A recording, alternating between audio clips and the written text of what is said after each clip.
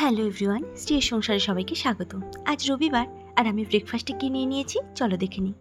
নিয়ে নিয়েছি 10-12টা আমন্ড আর 1 cup green tea. লাঞ্চে অবশ্য ছিল আলু চোখা, ডাল আর ভাত। রবিবার দিন এত সাদামাটায় সারলাম সেটা ভেবো না।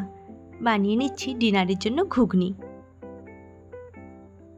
স্নান করে পুজো করে খেয়ে দিয়ে একটু বসেছি, হঠাৎ করে কলিং বেলটা বেজে উঠল।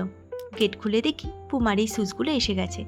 যারা খুব কম খরচে অ্যাডিডাস বা স্নেকারের মতো কমফোর্ট পেতে চাও তাদের জন্য পুমা বেস্ট। আমার এই শুজটা দাম নিয়েছে 1654 টাকা।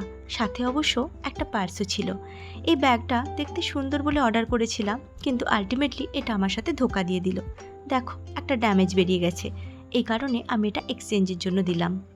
খোকাবাবু তো লাল জুতো পায়ে দিয়ে ডিউটির জন্য রেডি। আসার সময় দেখি দুপাশের এই সারি সারি দোকানগুলো আজকে আবারও বসেছে। কত লোক দাঁড়িয়ে খাচ্ছে, দেখে যেন আমাদের ওখানকার রথের মেলা, তাই না?